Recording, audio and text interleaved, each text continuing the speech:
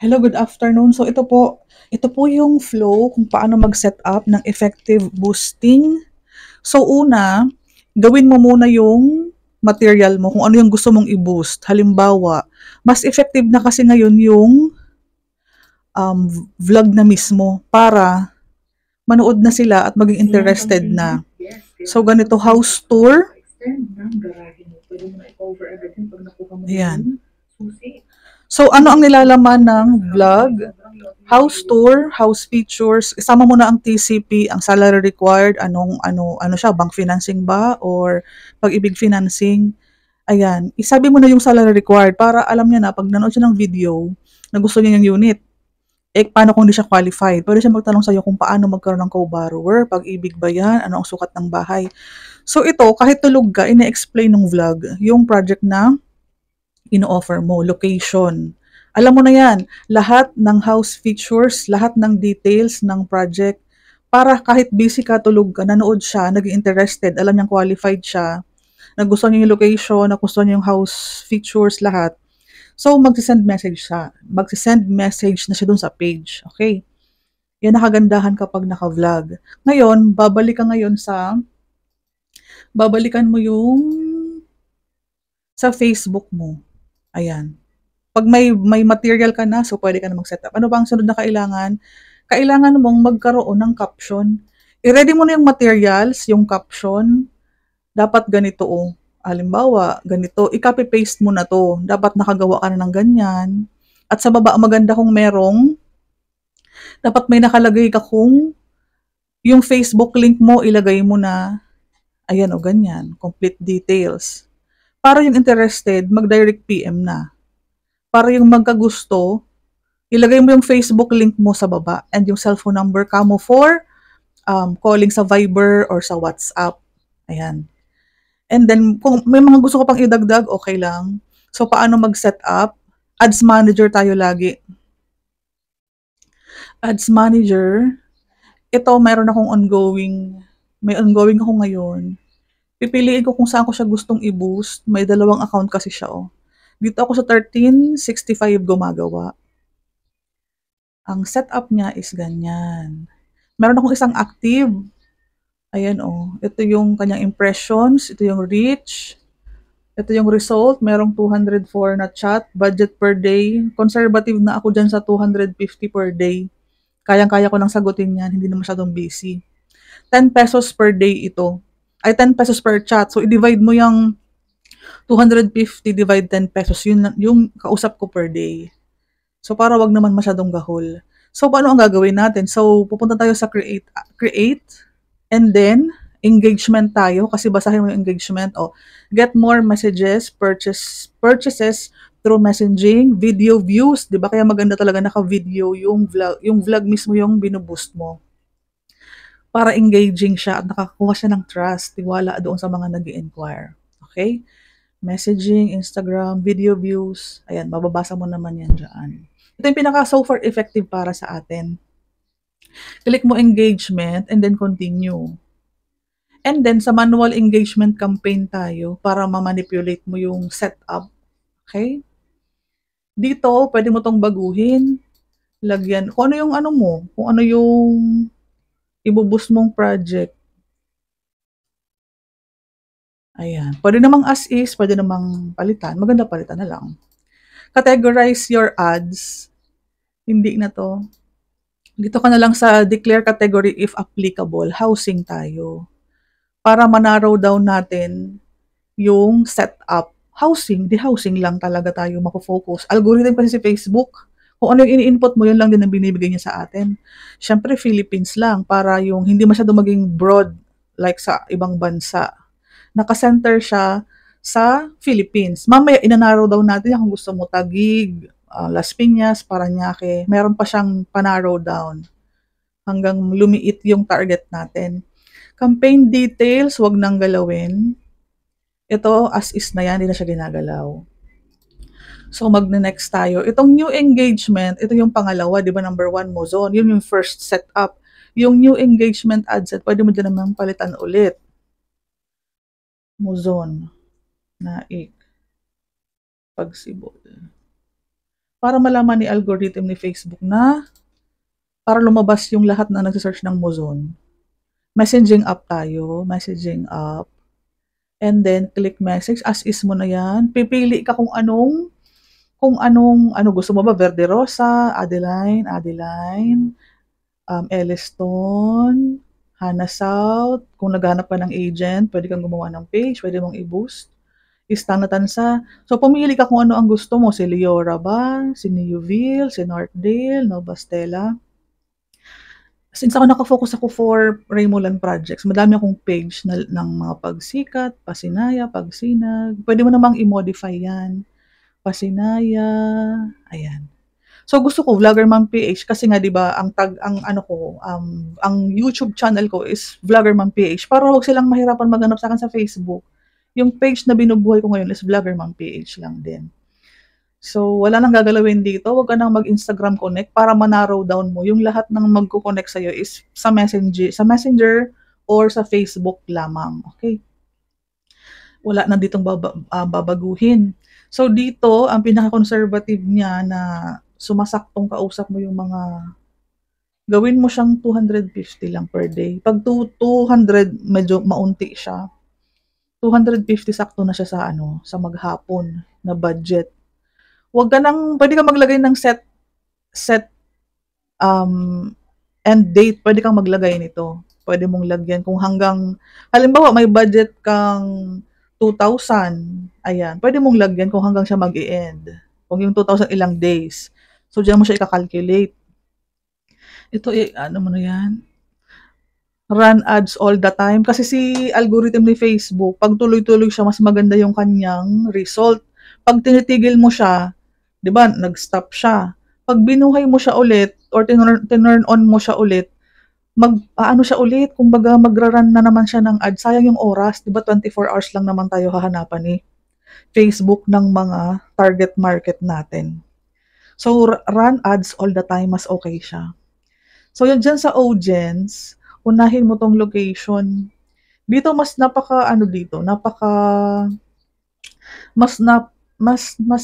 siya, pag naka-drop pin, hanapin mo muna yung Pilipinas, i-zoom in mo, slide mo siya.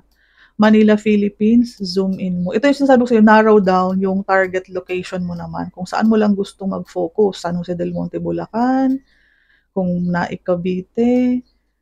Ito kasi teka lang, akyat natin. Quezon City. Ayan, dito tayo, Parañaque. Alin ba yung nearby sa Cavite? Kasi Cavite ako, di ba? So, ang gagawin ko dito, kaunting zoom in pa. Yan, nakikita ko na yung gusto kong targetin. So, drop pin, gusto ko somewhere in Parañaque lang para malapit lang sa akin mag-tripping. And click mo ulit yung drop pin. Ilagay mo naman sa may bandang, ikaw bahala kung Dasma, Imus, Noveleta. Pero kung gusto mong mga dyan, ayan, Makati, Pasay, Mandaluyong. Ayan, ganyan siya. Kung gusto mo, somewhere in Cavite ka pa din. Maganda na yung tatlo dyan, somewhere in Baco or Imus, bandang gitna. Okay, ikaw na bahala, pero yan yung sa akin. Since okay ka na dyan, ang target date mo, ina-narrow down mo siya, gagawin mo na lang siyang 20 years old para can decide on their own na. And then, wag naman sobrang tanda para ang ibigay sa atin is quality leads. Hanggang 48 lang ako. Ito yung setup ko lang Para, yan lang yung target market ko. Hindi ko kailangan yung mga 18 years old, walang trabaho. Hindi ko kailangan yung mga overage na. Narrow down. Sunod naman dyan, ito na, detailed targeting. Ibig sabihin, demographics, interest or behaviors. May mga suggestions naman yan dito. Huwag mong kalimutan yung language, Filipino lang. Para ma-narrow down na Pinoy lang yung pwede makakita ng ating boost. Para sulit naman yung 10 pesos per chat, di ba po? Maghanap ka dito. Ako talaga, call center ako lagi. Alam na yan ng setup ko. Call center, hanapin mo kung ilang million yung size ng target. Okay? So, kung mas maganda, mas malaki yung mga target, yung sa figures ba, So, yan, gusto ko yan. And then, isa pa, customer service, 89 million. Okay na ako dito sa customer service. Kasi ang description, people who have expressed an interest or like in the customer service. Wait, may work sila, employed sila. So, may lalabas na ganito, estimated reach, conversations, ayan. 3 lang para ma-narrow down lang yung target. Ayoko na maglagay ng madaming, target. So, dito wala tayong masyadong gagalawin dito. Ayan, o. As is na yan, para mas mapabilis ang trabaho natin. Set up na yan ni Facebook. Ini-next na natin para doon sa new engagement ad. Dito naman, no down payment. No down payment pagsibol. Ayan, tama. I-double check mo kung tama ba yung page na binuboost mo. Huwag ka na mag-Instagram kasi dagdag budget kasi yan. Okay po. Ang gusto ko ay video. Okay, di ba? Naka-ready na. Ngayon, add media. Piliin mo yung video. Okay? And then, mag-a-upload ako ng bago. Ito yung mga dati ko, oh. Ay, ito na pala siya, oh. Ito. Pwede ko siyang, ayan, andyan na siya. So, ini-next mo lang yan. Next. Sundan mo lang yung recommended. Eh, dinirecommend ni Facebook, eh di magpa-recommend ka na lang din. Para walang sakit ng ulo sa part mo. Ganyan. So, okay na siya. Wala ka nakikitang yellow. Ibig sabihin, lahat blue, lahat okay. So, ini-next mo siya. So, 72% of entertainment and media business have turned on standard enhancement. Pag sinabing ganyan standard enhancement, si Facebook na talaga ang gumawa niyan. So, makikita mo visually kung paano siya lalabas sa original creative, sa standard enhancement, sa ratio, yung sukat ng vlog. Maganda talaga, ganyan lang, pa-square para lahat siya. Pasok pag sa Reels, medyo nakakat lang siya. Okay, so eto makikita mo okay naman siya lahat, wala kang makikitang yung mga sinasabi ni Facebook na baguhin mo to, change the video, or yung ratio hindi sakto. So pag ganyan, i-done mo na. Ayan, ibig sabihin na-upload na siya. Oh, ayan, may preview naman yan dyan. So, di ba sabi ko sa'yo, i-copy-paste mo na yung magiging primary text mo. Since na-copy ko na siya kanina, i-control V ko na lang. Paste na. O yan, ready na siya. Hindi na ako magta-type. No need na for typing. Ilagay mo na lahat ng details para kung sino man na interested, ma-qualify niya na yung sarili niya. Okay sa akin ang monthly niya, 9,976. Processing fee, 10,000. Okay ako dyan. No equity, okay ako dyan. So, ikaw mismo na buyer, masasabi mo sa sarili mo na, ay, gusto ko to kasi 54 ang lot area, duplex home pala to. Tapos, yan, magbabasa na siya. Ay, ito pala, may multipurpose hall, entrance gate guardhouse, basketball, lahat. Ay, ang kailangan pala, whole month payslip, 10,000 processing, company ID, 2 valid IDs. Ayan.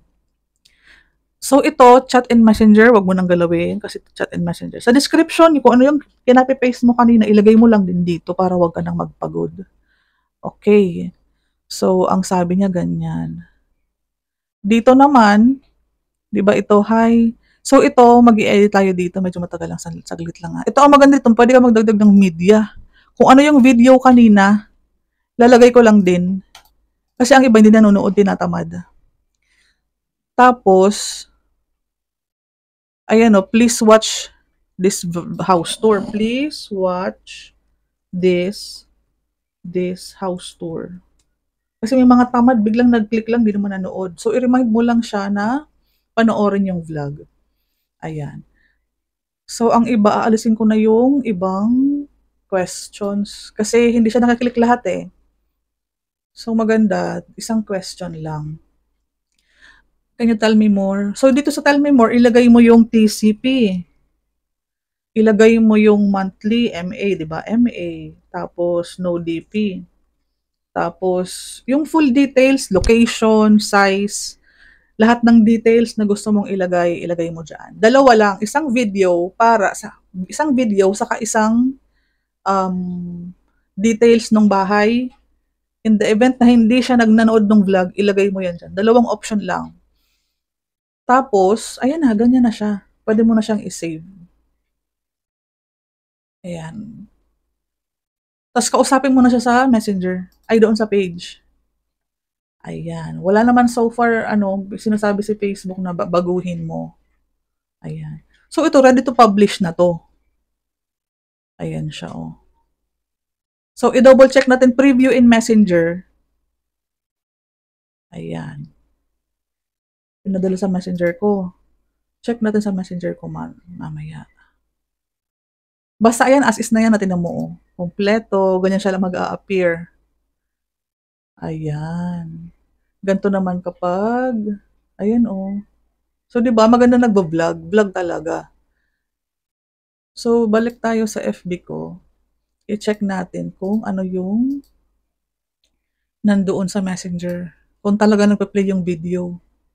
Kasi ang pinaka-goal natin doon, mapanood yung video. Preview in Messenger. Mabagal lang, wait. Ayan, ayan, nag-chat. O, di ba? O, legit, andyan yung vlog. O, andyan yung vlog sa loob ng page natin. Ayan. Ganyan siya. Ayan, sana naunawaan. Huwag na natin pahabain ng vlog. Yan na, na-compress ko na lang yung lahat ng details. Basta, dapat maganda, itatago mo na tong mga caption para ready ka na mag-copy-paste. Ayan o, may mga details, kung bang financing. Ito kasi ang binoost mo, pictures lang. Okay? Ayan, ganyan lang. Vlog. 2 minutes, okay na yung 2 minutes. Satisfying na yung 2 minutes. Basta lahat i-compress mo na doon. So, ganyan lang. Maraming salamat.